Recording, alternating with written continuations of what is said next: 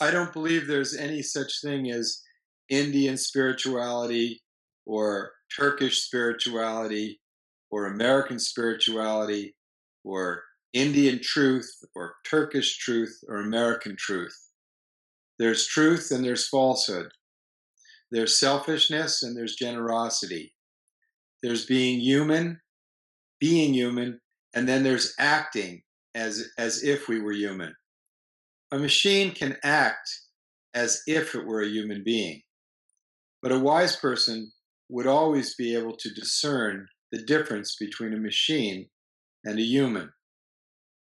The difference is that the human being is made in the image of the divine. Jesus called God, the divine, love. Muhammad called Allah, God, compassion.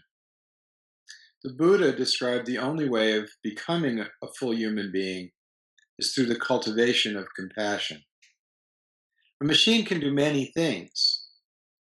Machines that human beings create are amazing, and they will amplify our ability to think, act, and manipulate nature. But a machine can never have compassion, love, or the mystery of wisdom. So the teaching of great teachers like Baba Mahayadin, Jalaluddin Rumi, the Buddha, Jesus, Socrates, all revolve around knowing the nature of the self, the formless light of the soul, and cultivating perennial virtues that human beings who've discovered the wonder of the heart have been cultivating since man became aware of himself. That is something that is neither of the East nor the West. It might be expressed differently in Lao Tzu's Tai Ching, the Bhagavad Gita, the Quran, the Bible, but the core message of cultivating love, compassion, and wisdom is universal. Now that will not be discovered or amplified by a machine. Well, we might be able to express those qualities more effectively by devices that we create. We are now, indeed. But we are also able to do destructive things with the devices that we create. And it all depends on the deeper intention of the one who wields the power of the machine. Take, for example, the mastering of fire. There was a time in which fire was not turned into. Well, let's take electricity. That's easier because it's more contemporary. Electricity can be used to allow us to communicate as we're doing right now across the world in real time. But electricity can also be used to make horrific weapons of destruction. We're now seeing microwave weapons being created using electricity. So, like a knife, it can be used to cut and be beneficial, but it can also be used to kill. The same thing with anything we create. The knife and its value is dependent on the intention of the one who holds it.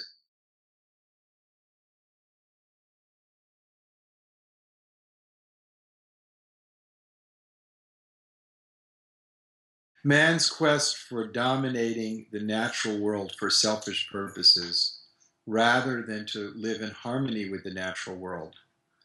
Man's quest of creating institutions to conquer other men, coupled with scientific prowess, which leaves a global imprint even in the present, coupled with fear, will lead to destruction.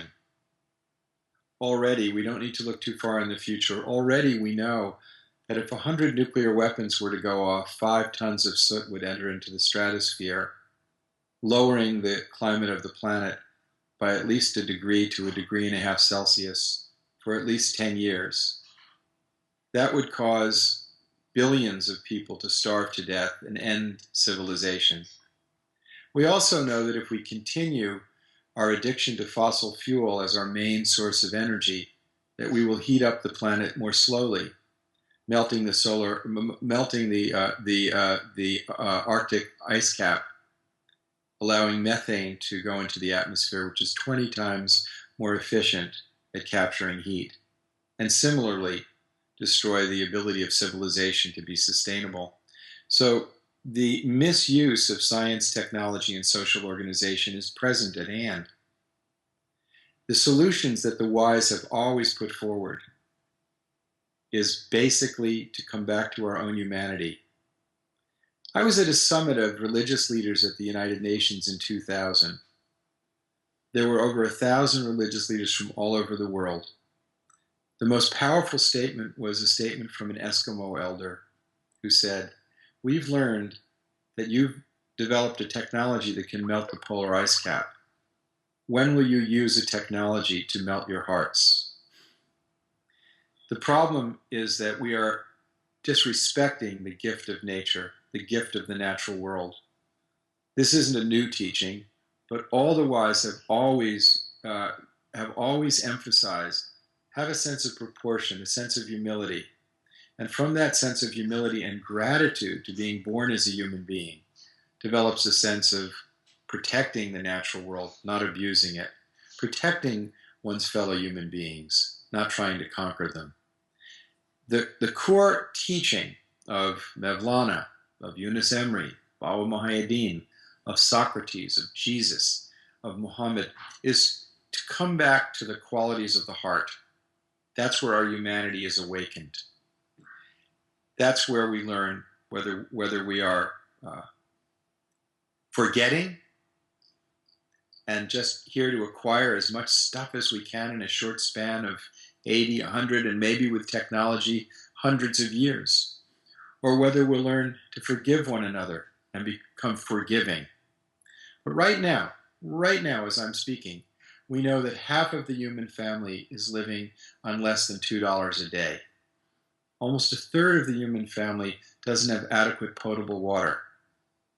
Any reasonable person would say, using science and technology to eliminate that suffering, that would be a wise use of our gifts. We now, for the first time in human history, have the technical ability to do away with poverty. And yet, the world spent $1.5 trillion on weaponry last year.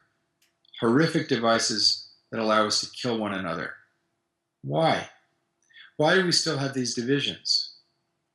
Yesterday, I bought my gas from a Russian concession, Lukoil. I was on the telephone getting my computer fixed. I was on the phone with a young lady in Bangalore. And the money that I used to get these goods and services was borrowed from China. Now, Russia, the United States, China, and India are 4 of the 9 states with nuclear weapons. And yet our economies and our peoples are integrating as never before. How ignorant and arrogant it is to continue to use the gifts of technology to build horrific weapons of indescribable, immeasurable destructive capacity. How arrogant, how evil. Why? To protect an invention that we've created, the state. We put all life on the planet at risk. We needn't look too far in the future to see the potential of destruction. And we also see the potential of overcoming it. Look at this very conversation we're having. You're in Istanbul, certainly one of the pivotal towns on the planet Earth. Are you of the East or are you of the West? Are you Europe or are you Asia? Is it a Christian city or a Muslim city? It is a city of transformation and tremendous dynamism and energy, and has been an energy center for the planet Earth for thousands of years. I'm here in Philadelphia, Pennsylvania. We are virtually in the same room. Now, the wise have always told us that if we go deep enough within ourselves, we'll see that we are truly connected on a spiritual level, that our hearts are connected to the heart that's causing us to breathe and have our hearts beat. I lived with a man who entered into that mystery of the interconnectedness, who treated all lives as his own life, and who demonstrated that we live in a unified field of consciousness. I would never say that the air that I breathe is my air. I'm sharing it with you. It's the same air on the planet Earth everywhere. And yet we think our lives are fully separate. The great wise have discovered that our lives are interconnected. And so they treat other lives with the same care that they treat their own life. That's the characteristic of the wise in every society, in every time, in every place. The purpose of our lives is to realize that exalted human state, to strive for it, to work on ourselves, to become better human beings. That is the solution to our problem.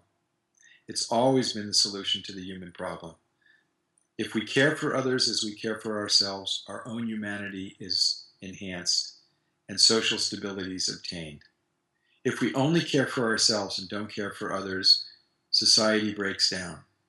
If nations only care for their own well-being and not the well-being of others, it leads to instability.